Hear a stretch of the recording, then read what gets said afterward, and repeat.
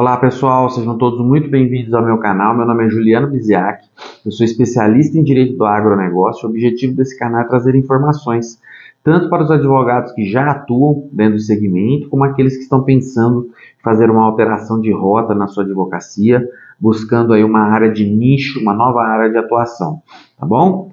O conteúdo aqui também se direciona aos produtores rurais que queiram entender um pouco mais sobre as questões aí burocráticas que envolvem a sua atividade, tá bom? Então, se você gosta desse tipo de conteúdo, curte, compartilha esse vídeo nas suas redes sociais, se inscreve no canal. Tudo isso é muito importante para que a gente possa dar continuidade aí nos conteúdos, tá bom? E hoje nós vamos responder uma pergunta: qual que é a melhor defesa a ser utilizada dentro das execuções rurais, tá? E aqui, quando a gente fala em execuções rurais, nós estamos falando da execução do crédito rural público, que são aquelas operações que são feitas dentro da instituição financeira, instrumentalizadas por cédula de crédito bancário, cédula de crédito rural e nota de crédito rural, para as linhas de crédito, que são 4 no total: custeio, investimento, comercialização e industrialização. Se você estiver diante de créditos com essa característica, então nós estaremos tratando de dívidas decorrentes do crédito rural público, de execuções rurais aqui, que é o que a gente fala, tá?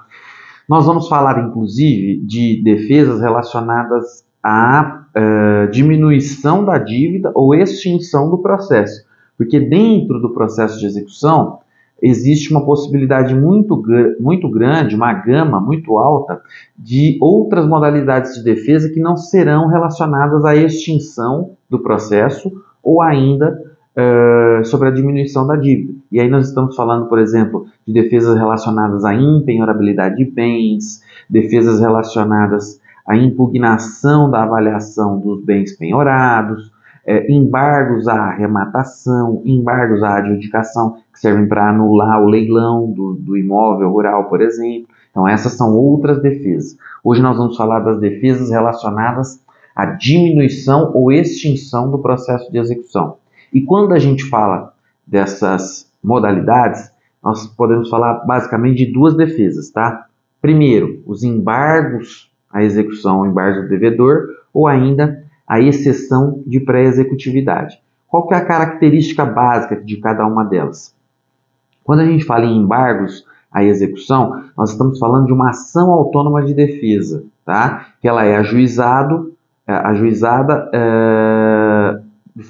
por dependência ao processo de execução. Então, ela tramita em conjunto com o processo de execução, mas de forma autônoma. Então, é um processo independente. Ela tem característica de processo de conhecimento. Por isso, você tem uma ampla possibilidade de discussão de teses jurídicas e também de produção de prova. Você pode produzir qualquer tipo de prova dentro dos embargos à execução, tá? Então, é uma vantagem, né? Essa grande possibilidade de discussão de teses jurídicas e de produção de provas. Por outro lado, você tem um prazo determinado para utilizar essa medida sob pena de preclusão. Qual é o prazo? 15 dias após a juntada do mandado de citação nos autos do processo, tá? Então, temos uma vantagem e uma desvantagem. E o segundo ponto é que nós temos que recolher custas dos embargos à execução, tá? Então, ele gera custo, tem prazo, por outro lado, tem aí uma grande possibilidade de discussão de matérias e de produção de provas. Já a exceção de pré-executividade, nós estamos falando de um instrumento que serve para discutir única e exclusivamente matérias de ordem pública.